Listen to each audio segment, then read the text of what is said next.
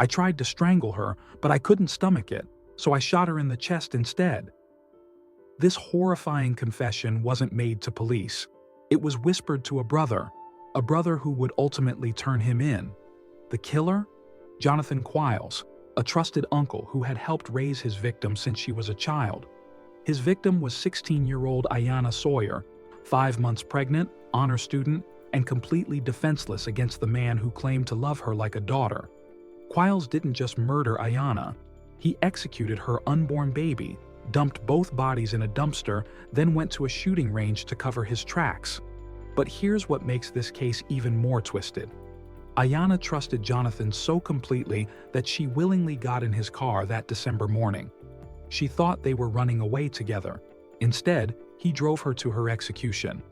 This is how a family guardian became a family destroyer. Iyana Sawyer lived the kind of life most teenagers dream about.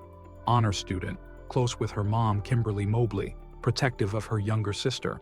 She wanted to be a doctor or lawyer, had the grades for both. But at 16, Iyana carried a secret that would cost her everything. She was pregnant. 5 months along, she'd recently told her mother about the baby. The family had even picked out a name, Hazel Michelle. They were supportive, ready to help raise the child. But there was one question that haunted everyone. Who was the father? Iyana wasn't talking. Before we continue, if real-life family crime grips you, hit like, drop your thoughts in the comments, and smash subscribe with the bell so you never miss a new case on Fatal Family Network. The Sawyer family was tight-knit, the kind where aunts and uncles stepped in as second parents. Iyana and her sister spent summers at their Aunt Naomi and Uncle John's house. Pool parties, beach trips, family dinners. Uncle John, Jonathan Quiles, was the cool relative. Mechanic, handyman, always ready with a joke or helping hand. His wife Naomi adored the girls. They had their own kids, another on the way. Picture perfect family, or so everyone thought. That December morning started normal. Iyana attended her first few classes, then something changed. Around 11 a.m., security cameras caught her leaving school. She walked out voluntarily, no signs of struggle, no indication of fear. She carried those 2 bags like she was going on a trip. She never made it to the bus. When her younger sister called home frantic, "Iyana's not here, this isn't like her," panic set in. Kimberly Mobley was at work. She called her sisters immediately. One called 911, the other raced to the school. Jacksonville 911, what's the location of your emergency? Do not come home to school today, so phone is going straight to Brooklyn. That is not like her. Okay. You have no idea what you... This is out of character for her, the family told dispatchers. Something's wrong. They were right. Police initially treated it as a runaway case. 16-year-old pregnant girl, maybe scared about becoming a mother.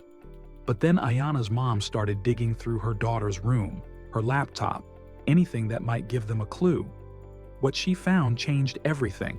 How do you get to it? Tell me how you get to it. I went there in the recycler bin right here. The recycle bin? And then she also got other notes over here on the side. If they asked you for a password, she got some of the notes locked. And she got other stuff that she wrote in here about him too, though. Hidden in the computer's recycle bin was a password-protected document. Pages and pages of emotional writing about someone named Jose. Love letters, really? Passionate, desperate, talking about betrayal and heartbreak? The entries were dated months earlier, around February and March. But here's the thing. Iyana's mom had never heard her mention anyone named Jose. The mystery deepened when police looked into Iyana's recent past. Around the time those diary entries were written, she'd been involved with a neighbor, Kamar Humphrey. He was an adult, she was 15. Her mother had insisted on a rape kit back in March. DNA confirmed they'd had sexual contact, and under Florida law, he was registered as a sexual offender. Could Humphrey be Jose? Could he be the father of Iyana's baby?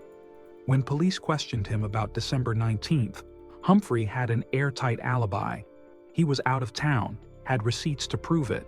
They had to rule him out. So if Kamar Humphrey wasn't Jose, who was? That's when Iyana's younger sister dropped a bombshell. "That's Uncle John," she said simply. "Jose is what we call Uncle John."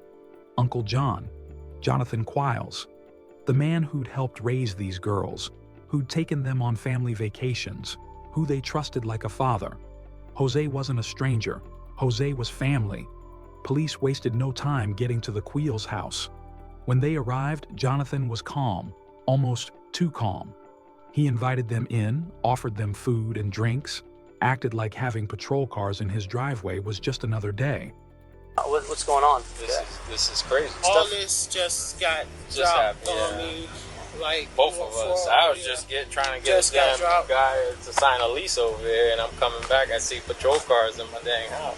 We're trying to find her the same way you are, he told officers. His wife Naomi backed him up completely.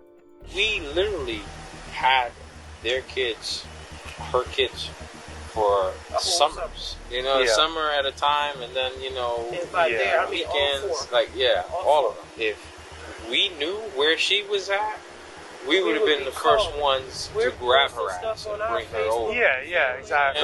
We're posting just- stuff on it our just Facebook don't- trying to yeah. find her the same way they are. Do I think my husband is capable of any of this? No, I don't. They consented to a full search of the house. Jonathan sat outside, chatting with officers like they were old friends. Come on in, whatever you need. You want something to eat? But then something odd happened. When officers asked about missing items belonging to Iyana, Naomi mentioned that when the girl left, she took a lot of her Victoria's Secret undergarments. Jonathan got specific, real specific. Yeah, her 38 pairs, he said. 38 pairs. He knew exactly how many pieces of underwear his 16-year-old niece owned. How does a family member know details like that? The answer was becoming clearer, and it was making everyone uncomfortable. Now here's where Jonathan Quiles made his first critical mistake. Police had been investigating another case involving Iyana from months earlier, that neighbor Kamar Humphrey who had assaulted her back in March. They'd collected DNA evidence then, including an unknown sample that didn't match Humphrey. When detectives ran Jonathan's DNA against that unknown sample, they got a hit. Jonathan Quiles' DNA was found on Iyana's underwear from 9 months before she disappeared. The man who'd been playing caring uncle had been sexually abusing his niece for months. That DNA match turned Jonathan from a person of interest into the prime suspect. Police knew they had their man, but they needed more evidence. They needed a confession. They got one, but not from Jonathan directly. January 7th, 2019. The phone rings at Jacksonville Sheriff's Office. The caller identifies himself as Joseph Quiles, Jonathan's own brother. What he's about to tell them will break this case wide open. My brother called me, Joseph says, his voice shaking. He was frantic. Said this girl might be pregnant, might be his. Said he had to get rid of the body. Joseph explains how Jonathan called him twice that December. First call, panicked, desperate, talking about pregnancy and ruined lives. Second call, calm, collected, like he'd just finished taking out the trash. He told me exactly what he did, Joseph continues. He lured her to his work where there were no cameras. Tried to strangle her first but couldn't go through with it, so he shot her instead. Then he put her body in a dumpster. Think about that for a moment. Jonathan Quiles was so proud of murdering his pregnant niece that he called his brother to brag about it. He described the killing in detail, talked about disposal methods, even mentioned destroying evidence. But Joseph Quiles did something that would destroy his brother forever. He turned him in. I'd rather lose my brother than let that girl's family suffer, Joseph told police. Armed with this devastating testimony, detectives brought Jonathan back in for another interview. This time, they weren't asking general questions. They had his DNA. They had his brother's statement. They had him cornered. Jonathan walked into that interview room thinking he was smarter than everyone else. He'd covered his tracks, cleaned up the evidence, played the grieving uncle perfectly. What he didn't realize was that his own arrogance had already sealed his fate. The interview starts casual enough. Detectives let Jonathan tell his story again. How close he was to the family. How much he loved those girls. How devastated he was by Iyana's disappearance. Niece So if I were to tell you that I found some underwear that had your DNA in it, how would you explain that? I would say that is not, there's no way in shape in any form. Yeah, there's no way. So with the case across the street, there was a kit done. Correct. She ran away or whatnot. Now here I am sitting in the hot seat because is mentioning me as that I was, I'm Mr. Jose. Okay. So. Do you know who she ran away with? I don't. I've been expecting call me, text me, anything. Snapchat me, smoke signal. He's confident, almost cocky. This is just another performance. Then Detective Abbott drops the bomb. Jonathan, your DNA was found on Iyana's underwear. Watch Jonathan's face change. The confidence drains away. The smooth talking stops. For the first time, he realizes he's not controlling this conversation anymore. That's impossible, he stammers. There's no way. 100% no way. But Abbott isn't done. He tells Jonathan about the brother's phone call, about the detailed confession, about how Joseph had turned him in to save a family's peace of mind. Jonathan tries to salvage the situation, claims his brother is lying, making things up, has mental problems.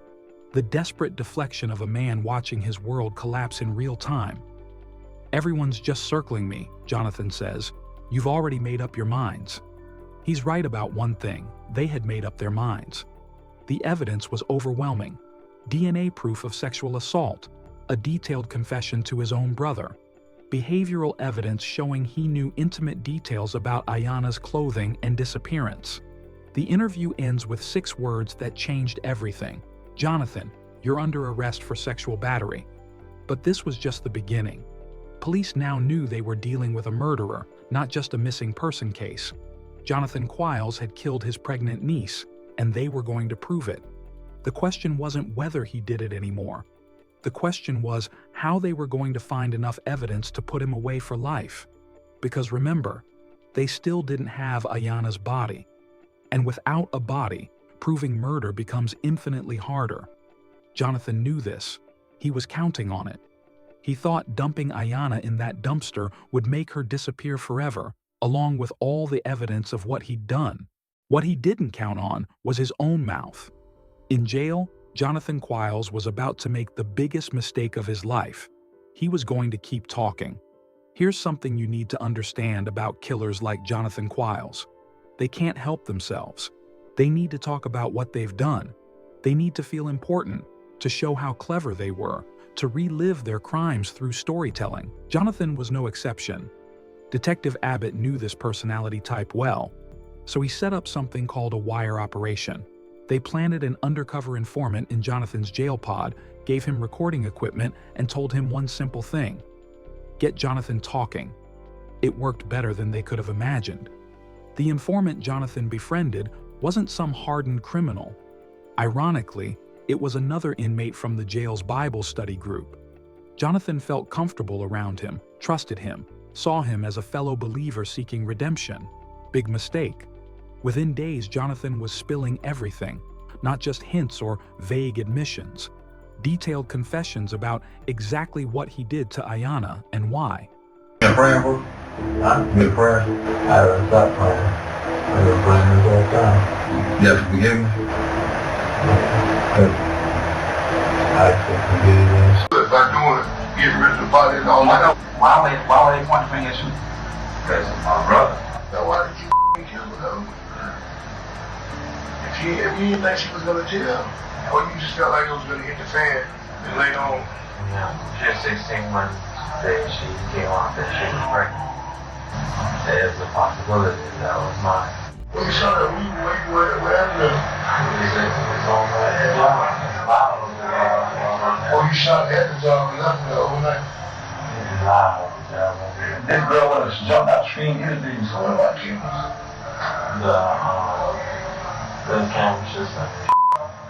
It's like everything is blurry, nothing is focused. And that's the thing, the cameras do work, but they suspect. You know, in AC part, there's so many spots you can throw shit over again. I guess maybe you shouldn't have. You did the right thing, though, because you probably be in a worse situation than she was in. Listen to how casual he sounds. No remorse, no guilt, no recognition that he's talking about a 16-year-old girl he helped raise. To Jonathan, Iyana wasn't his niece anymore. She was just a problem he'd solved. Jonathan Quiles had been sexually abusing his teenage niece for months. When she got pregnant, possibly with his child, he saw her as a threat to his reputation rather than a victim who needed help. His solution? Murder her and her unborn baby. But Jonathan made one crucial error during these jailhouse conversations. He gave police specific details about the crime scene that only the killer would know.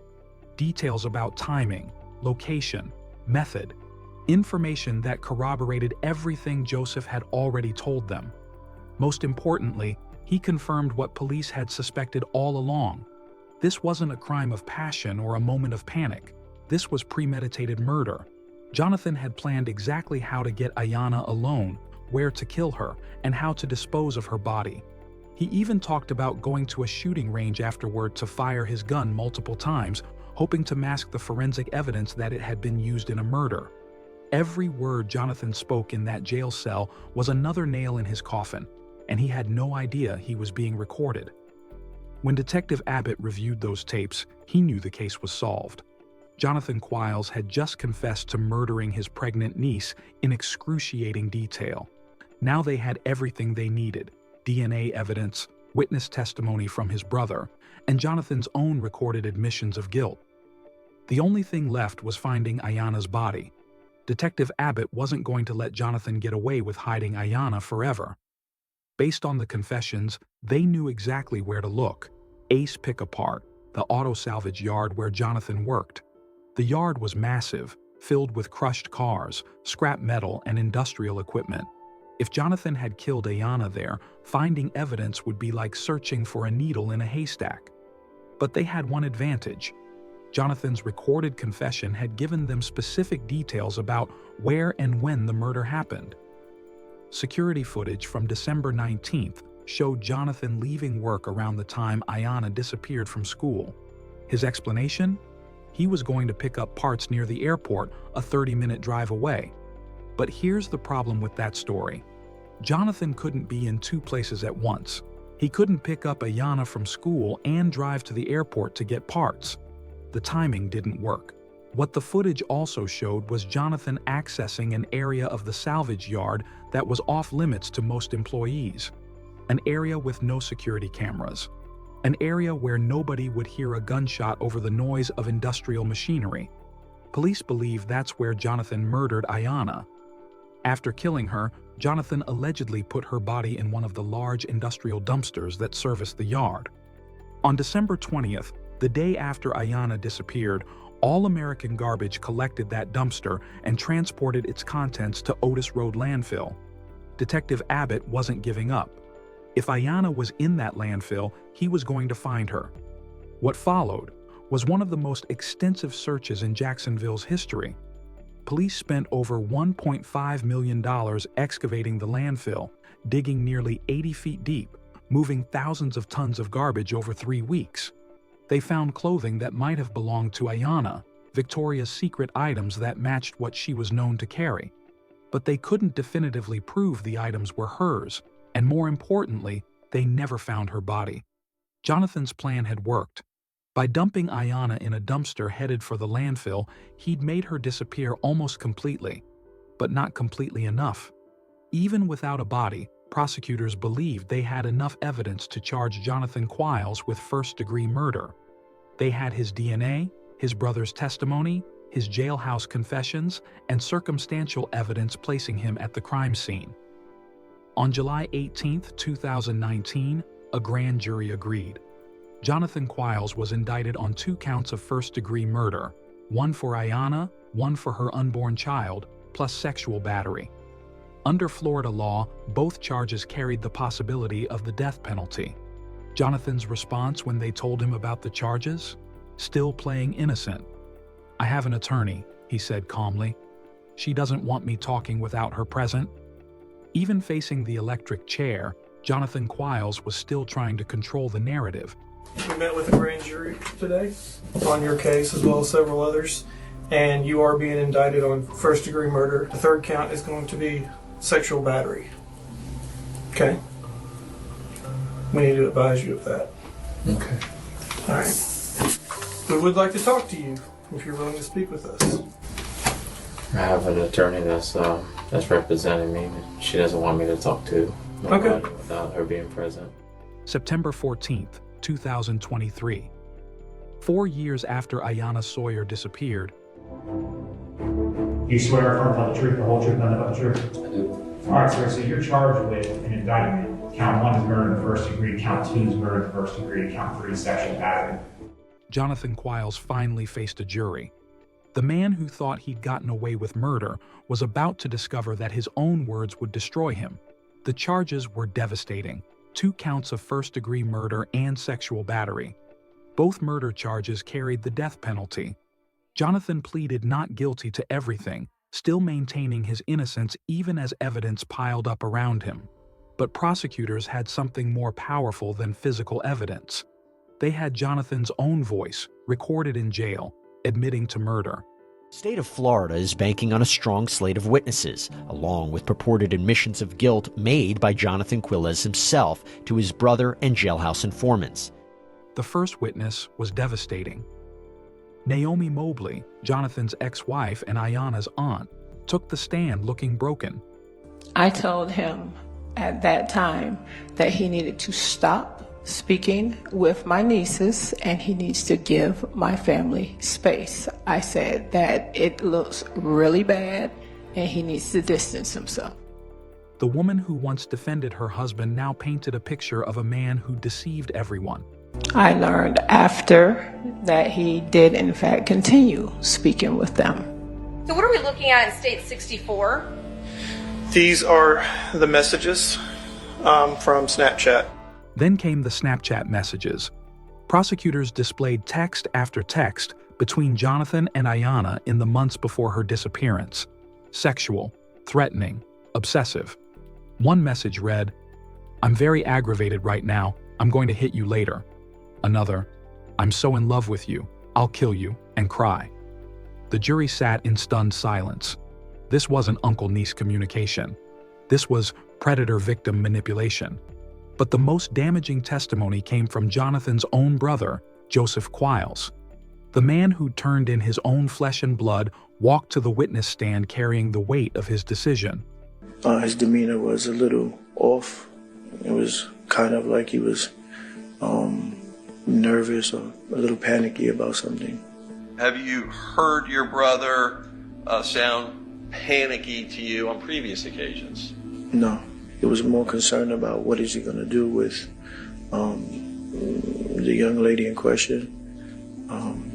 That she might be pregnant, and what is he going to do? He doesn't want to ruin his family and mess up what he has already. He was panicky, Joseph testified about Jonathan's phone calls that December. Said she might be pregnant, and what was he going to do? He doesn't want to ruin his family. Then Joseph delivered the words that sealed his brother's fate. In the vehicle, waiting, he tried to strangle her. It didn't work out. He couldn't stomach it. And so then he later went, shot her in the chest. And then he proceeded to discard the body by transporting it into a dumpster and destroying the vehicle. The courtroom was dead silent. Here was a brother destroying his own family member to get justice for a murdered teenager. Mr. Quiles, were you surprised by what he told you? Absolutely. Joseph had even sent Jonathan a text afterward. I can't talk to you right now. I have to stay firm on my decision. What you told me isn't some joke or something you like about. So yes, I told the police because they needed to know. I'm sorry I have to do the right thing for that girl and her family, not the right thing for you and your selfishness. I hate to lose you, but I'd rather that the girl's family have some peace. If you're innocent, then you don't need to worry and they won't find her body. But if you're not, they're going to find her. And in that case, prophetic words from a man who chose justice over blood. Then came the jailhouse recordings. The moment everyone had been waiting for. Prosecutors played Jonathan's own voice confessing to murder. You shot her, how you killed her? You don't mind me asking, I'm just blunt. Yeah, I know. I know you don't really want to talk about it. It's all going to be able to get rid of the body. See, I dump garbage over at the landfill. It'll be buried under like 3 feet of garbage. 8 of the 12 jurors turned and stared directly at Jonathan as his own words condemned him. You could see it in their faces. Any remaining doubt had evaporated. This wasn't testimony they had to evaluate or evidence they had to interpret. This was Jonathan Quiles in his own voice, admitting to murdering his pregnant niece. Jonathan had convicted himself with his own mouth. The jury deliberated for less than a day. When they returned, their faces told the story before they spoke a word. We, the jury, find the defendant guilty of first-degree murder as charged in the indictment. Verdict count 2. We, the jury, find the defendant guilty of first-degree murder as charged in the indictment. Verdict count 3. We, the jury, find the defendant guilty of engaging in an act that constitutes sexual battery. Jonathan showed no emotion. Even in defeat, he remained cold, calculating, unmoved by the destruction he'd caused. But the trial wasn't over. Florida still had to decide, life in prison or death. Jonathan Quiles is now a 2-time convicted murderer. Each of you know the horrendous facts that occurred in this case. Each of you did justice when you convicted the defendant beyond a reasonable doubt of premeditated murder of IS and the premeditated murder of IS's unborn child. And we'll ask you all to render a vote of death. The defense made one final plea. We're asking you to save his life. Does he deserve it? You probably don't think so. But is there something there worth saving? Is there something there that would make you all come back and say life without the possibility of parole is appropriate? They brought in family members, psychologists, character witnesses, anything to humanize the monster who'd murdered his own niece. The jury wasn't swayed by sympathy, but they also weren't convinced death was necessary. After deliberating on punishment, they returned with their decision. We, the jury, find Jonathan Quiles should be sentenced to life in prison without the possibility of parole. Life in prison without parole. Jonathan would spend every remaining day of his life in a cell, never again able to hurt another child, never again able to destroy another family. The judge made it official. 3 consecutive life sentences. Jonathan Quiles would die in prison. Outside the courthouse, Iyana's mother Kimberly wore a t-shirt bearing the name Hazel Michelle, the granddaughter she would never meet. Iyana was full of life and wanted to do so many things. She wanted to be a pediatrician. I thought about being a lawyer. To my mom, she was going to be a lawyer because she could talk her way out of almost anything. She was everything you could ask for in a daughter. We were so close. She was my first love. Through tears, she spoke about the daughter she'd lost. But perhaps the most haunting words came from Joseph Quiles, the brother who'd chosen justice over family loyalty. In that final text to Jonathan, he'd written something that captures the heart of this entire tragedy. I hate to lose you, but I'd rather that girl's family have some peace. Joseph Quiles lost his brother forever when he made that phone call to police. But his courage gave Iyana's family the one thing they needed most: the truth. Jonathan Quiles thought he was clever enough to commit the perfect murder. He planned every detail, covered every track, disposed of every piece of evidence. He manipulated his family, lied to police, and played the grieving uncle while Iyana's mother begged for answers about her missing daughter. But Jonathan made one fatal error. He couldn't resist talking about what he'd done. His arrogance, his need to feel superior, his compulsive bragging, that's what destroyed him. Iyana Sawyer was 16 years old when her trusted uncle drove her to an industrial yard and executed her for the crime of being pregnant. She thought they were running away together. Instead, she was running toward her death. Her unborn daughter Hazel never drew a breath, never felt her mother's love, never had a chance at the life Iyana was so excited to give her. 2 lives ended because one man valued his reputation more than his family's trust. 2 futures destroyed because Jonathan Quiles believed some secrets were worth killing for. He was wrong. And now he'll spend the rest of his life paying for that mistake, while Iyana's family lives forever with the consequences of his choices. The man who was supposed to protect her became the monster who destroyed her. That's the cruelest betrayal of all, and the reason why this case will haunt everyone who heard it. Some wounds never heal, some losses can never be replaced, and some evil can never be forgiven. Jonathan Quiles took everything from the Sawyer family, but in the end, justice took everything from him too. That's where this story ends, with a killer behind bars for life, and a family learning to live with a loss that can never be repaired. Remember Iyana Sawyer. Remember Hazel Michelle.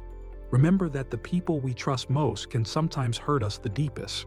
And remember that even when killers think they've gotten away with murder, the truth has a way of finding the light. Family should be a refuge, but even the closest ties can fracture. Stay alert, look out for one another, and reach out if you sense danger. See you in the next story here on Fatal Family Network. Thanks for watching.